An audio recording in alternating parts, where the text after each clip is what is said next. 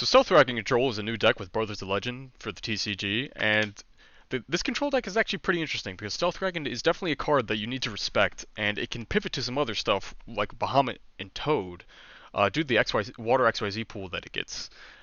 But it's definitely put up some interesting thoughts in my head because control decks are in a really weird place in Yu-Gi-Oh right now. You have to think about control decks a lot differently than you would in any other format, just because of how explosive and fast Yu-Gi-Oh is right now. That you can't really go for one-for-ones, and I'll get into more to that later. But more into the actual Stealth Dragon profile. So what I consider the staples, and you've seen in almost every deck profile, 3 Bloodshot Shark, 3 Beautiful Princess, and 3 Angler. These don't really change. Bloodshot Shark is just the one card enabler for an XYZ, and then 3 Beautiful is just more copies of Bloodshot Shark. Angler is a staple 3 of because of White Mirror, and just what it enables off of it, on top of just being an extender that doesn't start to chain. Uh, but now on to not exactly staple, but basically staple 3 of Silent Sea Nettle. This is another water extender. The graveyard effect comes up sometimes for recovery, which could actually be really nice with how many copies of Bahamut and Toad this list is playing. But just more water extenders, which the deck does need to play a certain amount of, so it can actually play through some stuff and just keep on drawing an XYZ every turn. So we have a 3 extender slot right here, 2 to 3. And Shatana is my extender of choice in this slot because so the better extender right here is Ready Fusion plus Instant Fusion, and you go into Rare Fish for level 4. But I'm playing Shatana because I actually value that extra deck slot from Ready Fusion and Instant Fusion just a little bit too much. So I'm actually playing Shatana instead of that, even though I do know it's a better extender, because Shatana has to be at the start of each play, while Ready Fusion you can let Bloodshot Shark get negated, and then you can just Ready Fusion, and then you still get an XYZ, which is extremely nice. I actually just recently added Right Hand Shark to this, and the theory is that this is if you don't have Buzzsaw Shark plus White Mirror or a lot of extenders, then you can just go Buzzsaw into Right Hand, and then whatever you make of it can be destroyed by battle, which might be relevant. And then also Right Hand actually gives some extension if your board does get wiped. And I'm testing right now, but it seems pretty nice. Also, you could do the Crooked Cook stuff because that is the enable for it. You just need Shark and Shark in Right Hand Shark for the Crooked Cook play.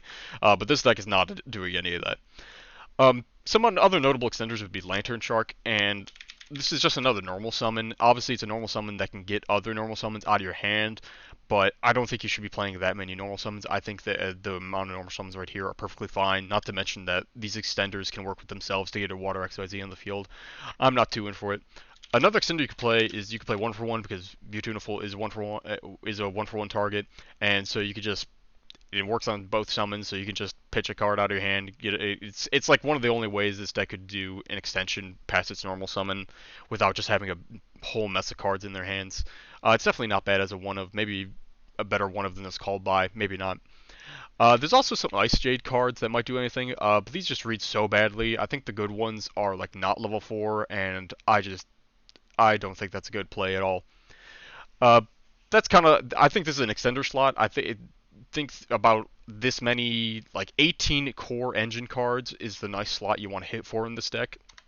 Especially when you're playing Desires, you sometimes won't find an actual starter sometimes just because of the nature of playing 3 White Mirror and everything like that. But I think 18 is a really solid number. So getting into like the non-engine requirements, everything like that. So we are playing 3 Desires. I mean, it's a nice, very clean list. This right-hand shark is the only thing messing it up, but it's extremely clean list. 3 ofs and then a 1 of at the end. And then sadly this little card right here messed up the beauty of it. But basically everything. If you banish 2 Angler and you have a White Mirror, that kind of sucks obviously, but it's not unplayable. But Desires is an easy staple. 1 called by because just really extremely versatile going first and second as the 40th card. So here's where we get into it about control decks and why they're so weird right now. So with control decks, you can't go 1-for-1. You can't play these 1-for-1 hand traps like Ash and arguably Valor. Valor has some more merit to it because it can get Verde, and obviously Verde is always omnipresent and it can just come down at any moment and it can just stop your plays from your opponent, like actually just completely clearing the board and stopping that DP.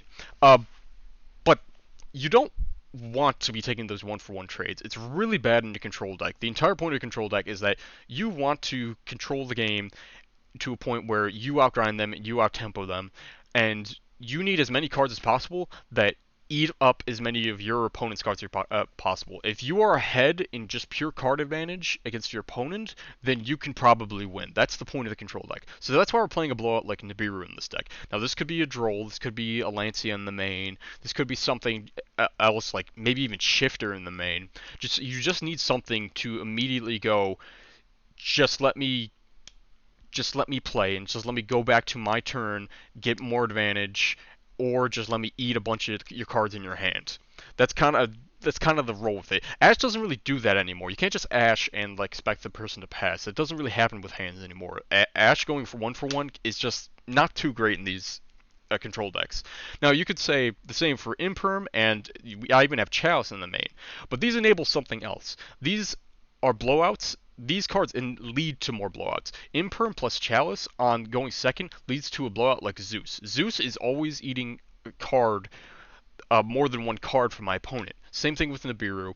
And so what Imperm and Chalice enable is just like it enables the Zeus eating more than one card from my opponent. You want blowout cards when you're playing these control decks. You want to eat as much card advantage from your opponent as possible so you can just out tempo them. Uh, but look at all these cards right here. These two rows of cards, they're blowout cards technically. Nibiru's a blowout. Imperm, Chalice, they lead to Zeus being a blowout. Gozen is a blowout because it just locks your opponent. It makes cards in their hand dead because you just make them not be able to play anymore. Torrential's a blowout. Strike is also a blowout. If you time it right, just negating a summon for basically no love points, easy blowout. And it just completely just wins the game sometimes, and just like you just snowball from there. You want to be able to. That's why going second with control decks is just so hard, is because you need that advantage immediately, and that's why you just need to play blowout cards. You can't play these one for one hand traps. You can't play cards that trap cards that don't really do anything or really help you get back into the game, uh, unless they enable something that does, like Zeus. But that's the main deck. It's extremely straightforward. It's just locked in on the Bloodshot Shark being your main normal summon, and then you're just trying to play an advantage game. You're just trying to play a game where you're always ahead on your opponent, and if you're not ahead on your opponent, a card in your hand can take away two or more cards from your opponent, and so that's how you slowly build up advantage, everything like that. The one thing I will say about the main deck is that I think some people are cutting White Mirror down to 2. Definitely you shouldn't play it at 1. But I kind of understand that because drawing 2 White Mirror does really suck, and the play that you get from it isn't. The play that you get from White Mirror with Bloodshot and Angler is obviously really good with UFD plus double toad. But sometimes it isn't just great because they could just draw Dark Ruler, Droplet, and everything like that, and I could see why people play 2 White Mirror instead of 3, but this card's insane. Just goes +1, extension plays, just really nice card. On to the extra deck. So the extra deck I said before was extremely tight, and it's just you have just so many good choices and some things that you just have to play in this deck because of the way the lines work with the combo and everything like that.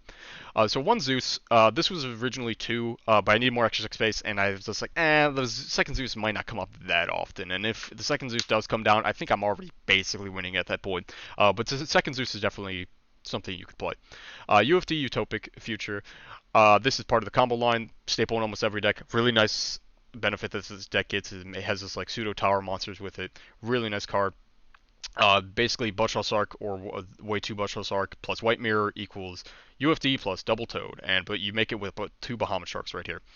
So 2 Bahamut Sharks, 2 Toads. So there's an argument to play 3 Bahamut Shark and 3 Toad, and I completely understand that. If you do the first play and he comes back to you and just like, shit, another Toad here would be really nice, I understand that completely. 3 Toad with 3 Bahamut, that's completely understandable. It probably is better in the grind game, but I wanted more versatility out of this extra deck, so I'm only playing 2/2. And the Toads recycle themselves, and plus C-Nettle can recycle some stuff if I need it anyways, so I don't really care about the third that much. So, onto the star. Stealth Kragen. We're playing 2 Stealth Kragen and 2 Spawn. So, some people are playing no Spawn, which I kind of get. Spawn is this kind of... It's arguably greedy if your extra space is tight, but it makes Stealth Kragen just so much more threatening if you play 2 Spawn. Because Stealth Kragen spawns 2 spawns. The second Stealth Kragen doesn't actually come up that much, and this might become something else and might be cuttable. But I'm playing the 2 for now because it's a Stealth Kragen deck, and I kind of want to make sure I actually have Stealth Kragen on the field whenever I can. But here's the trick to this deck. It's actually Toad control before it's Stealth Kragen. Usually, if I'm not drawing gozen match, then I actually do go into Toad depending on the rest of my hand, because Toad actually is recursion, because Toad gets you back whatever you use the material to summon it with. So if you go Budgehole Shark plus a body, and then you get Bahamut Shark and then Toad just gets the Bahamut Shark that you attach out the Budgehole Shark that you detach off a Toad back. So it's actually a Toad control deck before it's a Stealth Kragen control. However, when I draw the Gozen match, then it's Stealth Kragen control again. But some people cut Spawn, some people do it to 1. I do it to 2 because it makes Stealth Kragen become 4 bodies on the field. It can be really annoying if your opponent doesn't have like a clean way to get rid of it. It just makes Stealth Kragen much more threatening than it looks. Like threatening, it makes it more threatening if you don't have the Gozen match, or if they out the Gozen match instead of your Stealth Kragen. You could cut 1 Stealth Kragen and fit this for something else. I wouldn't mind that. So we're playing 1 Abyss Dweller. I completely forgot this when I initially made this deck. But Abyss Dweller is definitely a staple that you need. It's so good against some decks, especially PK. Especially really nice against DPE because it gets rid of DPE with the Celestial effect, and the Dasher threat can activate on your own turn. That power boost, that 500, is actually extremely relevant in some case scenarios and for the OTK. I wouldn't cut Abyss Dweller. Silent Honor Arc, this is also arguably cuttable, but it gives it that targeting non-destruction removal, which I think this deck kind of needs a little bit. Besides Zeus, obviously Zeus has that. U of D could steal it, but this targeting non-destruction removal is extremely nice. And on top of that, it's also your best Zeus enabler for just 1 material. So another Zeus enabler for just rank 4 decks would be the Zodiac cards. It would be Chakanine plus Borbo, and that's just direct attacks right there for Zeus. But it also takes 2 extra deck slots, and I'm not too fond of that right now. Maybe if I did cut a Kragen and the Sound Arc, then I could play that. But I am seeing some decks do that, and that's perfectly understandable, because Zeus is just, like I said, you're playing 3 Imperm, 3 Chalice to enable Zeus. I understand that completely. But the Silent Arc's targeting non-destruction effect, on top of being just like something that can actually go to battle and not be destroyed by DP, is really nice. So here's the spice. So we got number 88, Rhapsody and Berserk. So DP is everywhere. Rhapsody and Berserk is a check to DPE. So Stealth Kragen is, when Stealth Kragen's on the field and they try to go for DPE, they're scared to pop Stealth Kragen because I have all these spawns, and then the spawns go back into Stealth Kragen. It's 4 bodies. They're actually afraid to go into DP. So, or they're at least prompted to go into it sooner. So let's say it comes back to you, and there's a DP on their field, there's Kragen on your field. Kragen goes off. You go to main phase. Kragen uses its effect. It's just like, oh shit, Kragen's using its effect. DP has to get out of it. DP leaves the field. Either pop Kragen or don't, doesn't matter. You have a rank 4 play because you got Budgehole Shark back, or you just drew into another Budgehole Shark, or some way to make a rank 4 because that's what this deck does. Rhapsody and Berserk comes in, and you make Rhapsody and Berserk, and you banish the DPE and the Dasher, because you can banish 2 cards from it. It says up to twice per turn, which is very funny. But you can banish DPE, so it doesn't come back next turn, and you banish the Dasher, so 1, the Dasher doesn't come back next turn, and 2, so Celestial doesn't get its draw effect. You have to think about the Celestial draw effect, because it's just Pot of Greed when your opponent, it's an insane comeback tool. So you banish the DPE and the Dasher doesn't get its draw effect, and you just completely destroy the DPE line that they did, and they can't get the advantage from it. And then during that next turn, Celestial will be special summoned because they activated the effect of DP to actually special summon, so they're forced to special summon the Celestial back. So sadly, they still get another Link material maybe, but it's Celestial by itself, and this are playing against heroes. Celestial won't be active again, and they can't draw 2. So that's why Rhapsody and Berserk is in this deck. Also, just having Graveyard interaction in this deck that has basically no Graveyard interaction other than Abyss Dweller is extremely nice.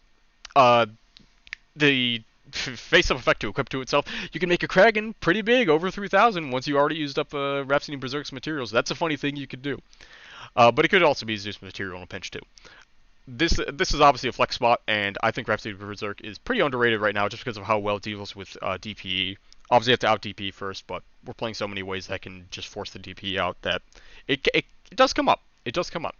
1 Almirage, if you're not playing Almirage in this list, if you're playing 3 Angler through White Mirror, it's kind of a misplay, because Almirage Albaraz just enables Angler plus White Mirror to make any XYZ that you want, or a rank 4 XYZ.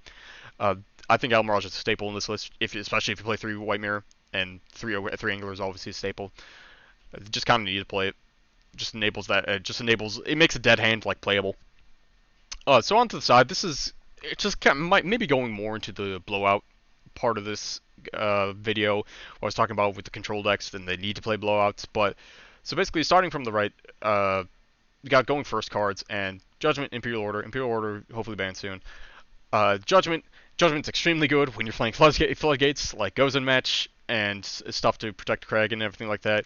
It's pretty self-explanatory. Evenly match. This is what I mean. You need to be playing blow cards. Even match is extremely good right now because there's not that many negates on the field, and you're not gonna kill. So losing your battle phase like isn't that important. Obviously, you can't really Zeus if you evenly match unless you set up some weird lion, but evenly match is just such a good punish to people that just spew their entire hand on the board. It's good against control decks. It can even be good against combo decks that just like try to do way too much on their turn and they actually don't put up a negate, or you bait out their negate with Chalice. Evenly match just immediately helps you win that advantage gain, and you just snowball from there. Again, you need to be playing blowout cards in these control matches because going second has never been harder, especially for control decks. Featherstorm, Lightning Storm. Again, this could be Cosmics. This could be Twin Twisters, but nothing. You need those just pure advantage cards. Just like, okay, I want to go 1 for 2. I don't want to go 2 for 2 with Twin Twister. I don't want to go 1 for 1 with Cosmic. You just want these cards that just completely blow them up. Same thing with Harpy's Feather Duster. With these hand traps, this is a kind of like a hand trap section, or to help with like those really big combo decks. Lancey, you could do Lancey or Droll here. I don't really know what I like more of this format. Lancey and Droll both can hit Flunder. Droll doesn't hit PK, but Lancey hits PK. You just want to make sure. This could even be Shifter, but you could play this deck under Shifter because if it comes back to your turn after Shifter, you could just Bloodshot Shark, normal summon a Bloodshot Shark, and then you could just go into any XYZ you want, just go to battle, and then overlay for Zeus, and now they have to do their plays while you set some cards and maybe hit Zeus, or just with the Kragen on the field. Shifter is definitely a good candidate for this deck, because this deck doesn't really need to, you don't need to commit to the graveyard for this deck, and obviously unless you draw a White Mirror play, which could suck, but Shifter might be a good side deck card as just like a blowout to make your opponent skip turn, and then you can get your trap set. Pancratop to help enable the normal summon, pretty self-explanatory. It's a little messy with the side deck, but more testing. Side deck's not too important. It's mostly the main deck and just like the theory of control decks that you really want to take. I see a lot of people playing Ash Blossom, and I just do not agree with this kind of deck because those 1-for-1 trades, you just don't want to be doing that. You want to be gaining advantage with every card. Every card here is there to stay on the field or to immediately get advantage out of it that not many other cards can do. You just can't take the 1-for-1 trades all the time, or even half the time. You want to be taking those trades that just keep on eating cards. Kragen is a card that it equals four bodies, and it can just keep on eating monsters if your opponent doesn't deal with it on that immediate turn. Toad it just negates any card you want out of your opponent's hand or on the field, and then it immediately gets a resource back from the graveyard. UFT is a sticky card. You just want to keep on building up that advantage, and you don't want to be taking those 1-for-1 trades anymore. And this is the theory you want with control decks, like I said. Stealth-Kragen control is pretty neat. I'm curious of where it goes, but it won't be super interesting unless we get some more actual like control support. Actually, like maybe better trap cards, because the best trap card that's been released in like a while is like IDP. That one's completely generic. And you obviously can't play Punishment in this deck because this is an extra deck based deck.